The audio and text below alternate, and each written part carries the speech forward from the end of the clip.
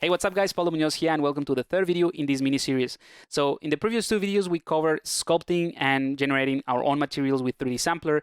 This video is going to be focusing on 3D Painter. So we're going to take the materials that we generated in the previous video using 3D Sampler, and we're going to apply them to the meshes that we sculpted and created in the first video where I covered all the ZBrush process. Now, just so you know, there is a tiny bit of the process that is missing from these recordings, which is basically me exporting the high-res mesh and the low-res mesh from ZBrush into FBX files. And I also use the UV Master plugin in ZBrush, which automates the whole process of creating UVs based on polygroups and that sort of thing. So I just clicked one button, generated some UVs in ZBrush for all the different pieces, and exported that in the FBX file that has the low-res mesh. Other than that, we are ready to go, and we're going to jump into Substance 3D Painter. All right, so here we are in Substance 3D Painter. I just drag and drop the FBX file that contains the low-res mesh with the UVs into the 3D viewport. And now the process of baking is pretty straightforward. So from the baking window, I can specify where the high-res FBX that I exported from ZBrush is. Now, in terms of the workflow, I selected match by name because all of my subtools in ZBrush are named correctly, so they have a suffix for low and high. So for 3D Painter, it's a lot easier to do the baking. Now, this process of baking the 3D mesh maps is pretty straightforward. You just need to sit back and relax until 3D Painter produces the mesh maps based on the difference between the low-res and the high-res.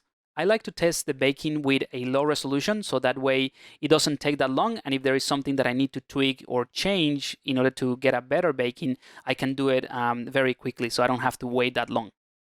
And as you can see here, there's some artifacts and some weird issues with the baking, but it's something that can be easily fixed within 3D Painter. So all I did was increase the resolution of the map and decrease the max frontal distance and the max rear distance, just so that we get a more precise baking between the high res and the low res. And once the baking process is done, we have a pretty decent base in Substance 3D Painter so that we can start applying the materials and customizing a little bit the texture for this project. I also noticed some artifacts in the branch itself, so I went ahead and did the baking of just this piece alone. And another cool tip for this process is to bake just the normal map, because if the normal map works, the rest of the maps should work just fine. So I just baked the normal map and test that out in a high res, but it's just a matter of playing around with the values from the max frontal distance and rear distance, and that should do the trick. So once I got the right values that produce a cleaner normal map in the branch, I went ahead and enabled the rest of the maps and produced the baking for the rest of the maps. Now, the first thing I like to do for a project like this that has multiple pieces is to set up the base color, kind of like blocking out the color palette. And that gives me a good sense of the different colors and the different values that I'm going for in this scene. And this is basically done using fill layers with a specific color. The next step is to import the assets or the materials we created in 3D Sampler. This is just a simple drag and drop process. And then you can see the thumbnails and the materials already in Substance 3D Painter, which is pretty awesome. So for the skink, I started with that lizard skin material that I mentioned in the previous video. That is going to be the base. And I use that one to generate kind of like a variation in terms of the hues and the saturation, a bit of the brightness as well. And I also took advantage of the normal map from that material to break the roughness a little bit and start producing some bumps and surface noise.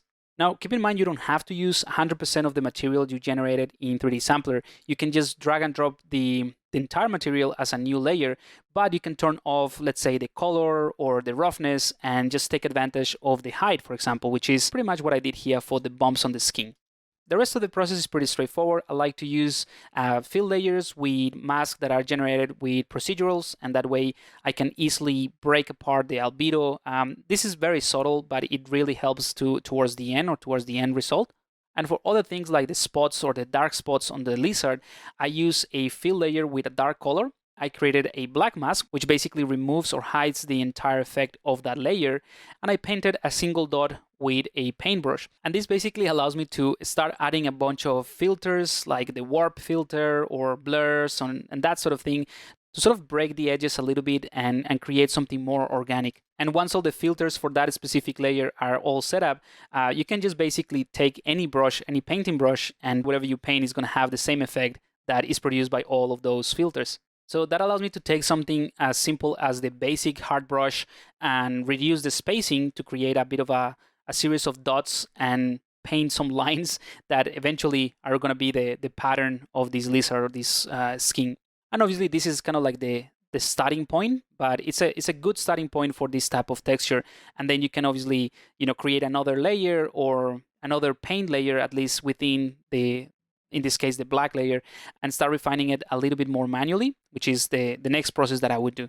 So I just went over some of the spots and made sure that they weren't as perfectly rounded. I then started playing around with other tools, like generators and custom masks that are generated using the mesh maps or the bake maps. And I basically use these tools to further customize and change the base colors and the albedo colors for this creature.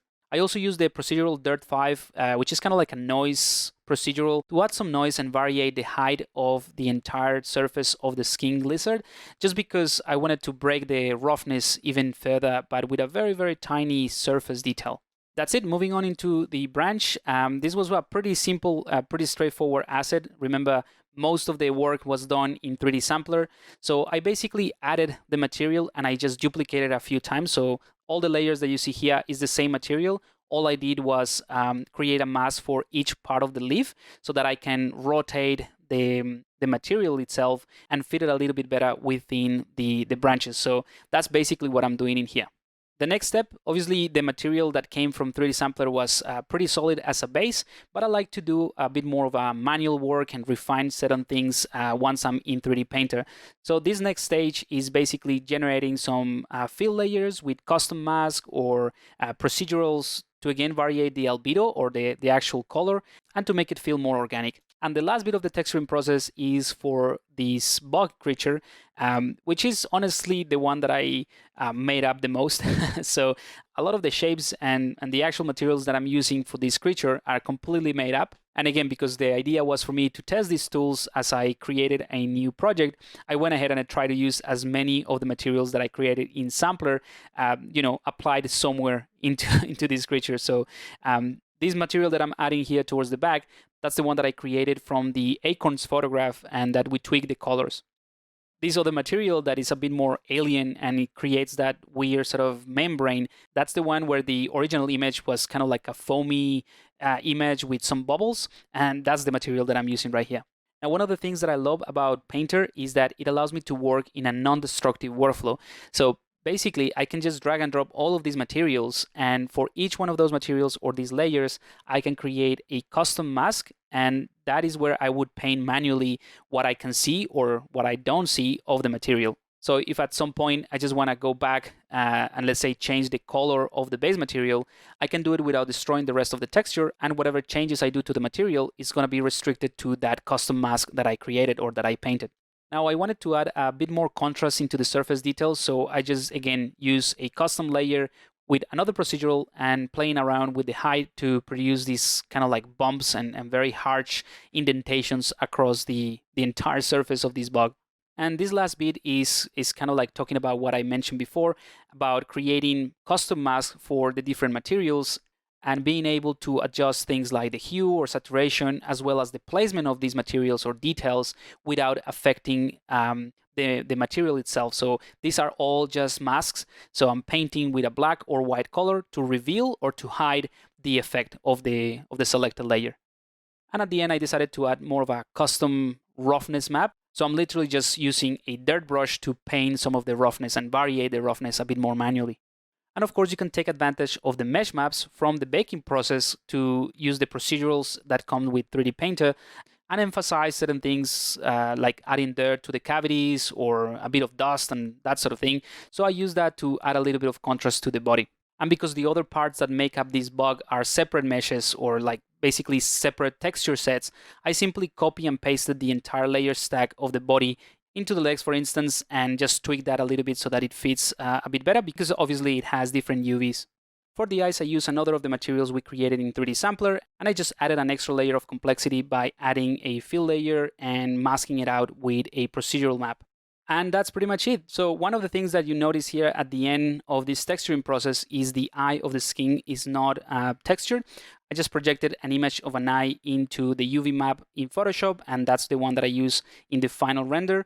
And the actual mesh that you can see here in the last kind of like screenshot of this process is just the cornea of the eye. So it's going to be transparent. So I didn't bother texturing that at all because it's going to be transparent in 3D Stager. Now, another thing that you might notice already is that the bug doesn't have the wings because I was trying to set it up as a single-sided mesh with some transparency. Again, remember, this whole project was about testing things for me, but at the end, I decided to sculpt the actual wings and make them a little bit thicker. So that's the ones that you see in the final render. All right, so this is it for the process of texturing this project in 3D Painter. As you can see, if you have a solid base with the materials you created in 3D Sampler, the process of texturing is pretty fun and really easy because all you have to do is blend the materials or create custom masks to hide or reveal parts of the material, and that's pretty much it. So the next and final video of this mini-series is all about 3D Stager, where I'm going to show you how I set up this project scene for render with the lighting, the shaders, and all of that within 3D Stager. So I'll see you in the next video.